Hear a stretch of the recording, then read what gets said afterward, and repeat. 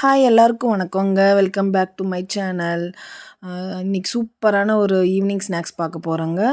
அதுக்கு தேவையான 4 முட்டை எடுத்துக்கலாம். 4 முட்டையை நல்லா உடச்சி பீட் பண்ணி வச்சுக்கோங்க. பீட் பண்ணிவிட்டு வடச்சட்டி வச்சுட்டு எண்ணெய் 1 டேபிள் ஸ்பூன் விட்டால் போதும்.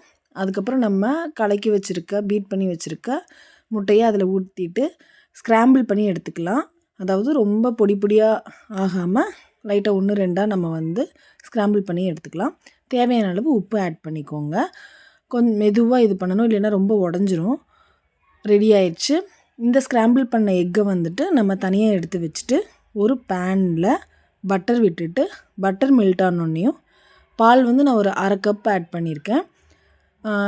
இப்போது 1/2 கப்புக்கு மேலே போச்சுன்னா உங்களுக்கு ரொம்ப சாஸ் அதிகமாயிரும்.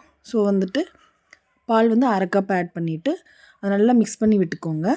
கொஞ்சம் கெட்டியானோடனே நம்ம துருவி வச்சுருக்க பூண்டு ஆட் பண்ணிக்கலாம். பூண்டு வாசனை நல்லா வரும். மிக்ஸ் ஆகி நல்லா வந்ததுக்கப்புறம் கொஞ்சம் க்ரீமியாக கொஞ்சம் கெட்டியாக இருக்குன்னு சொல்லிவிட்டு நான் சீஸ் ஆட் பண்ணியிருக்கேன். சீஸையும் நல்லா மெல்ட் ஆனதுக்கப்புறம் நல்லா க்ரீமி ஆயிரும். அதுக்கப்புறம் நான் அந்த பீஸாக்கெலாம் வரும்போது இந்த சீசனிங்ஸஸ் சில்லி ஃப்ளேக்ஸ்லாம் நான் எடுத்து வச்சுக்குவேன். ஸோ ஃப்ளேவருக்காக நம்ம அதையும் ஆட் பண்ணிக்கலாம். அதையும் ஆட் பண்ணி நல்லா மிக்ஸ் பண்ணி எடுத்துக்கோங்க. மிக்ஸ் பண்ணி எடுத்ததுக்கப்புறம் இன்னும் ஒரு 2 மினிட்ஸ் நல்லா கலக்கிட்டே இருங்க. அது இன்னும் கொஞ்சம் கெட்டியாயிரும். கெட்டியானதுக்கப்புறம் நம்ம ஸ்க்ராம்பிள் பண்ணி வச்சுருக்கிற முட்டை எல்லாத்தையும் உள்ளே போட்டு மிக்ஸ் பண்ணி எடுத்துக்கலாம். ரொம்ப நேரம் விட வேண்டாம். லைட்டாக அந்த ஹீட் ஆனதுக்கப்புறம் நம்ம ஸ்டவ் ஆஃப் பண்ணிவிட்டு ஒரு பவுலுக்கு மாற்றி எடுத்து வச்சுக்கலாம். இது ரொம்ப ரொம்ப ரொம்ப டேஸ்டியாக இருக்குங்க. பசங்க இந்த மாதிரி ஃபுட்டு கொஞ்சம் விரும்புகிறாங்க அப்படின்னா நீங்கள் செஞ்சு கொடுக்கலாம். ட்ரை பண்ணி பாருங்கள். நம்ம செஞ்சதை நம்மளே சாப்பிட்லைன்னா நல்லா இருக்குமா?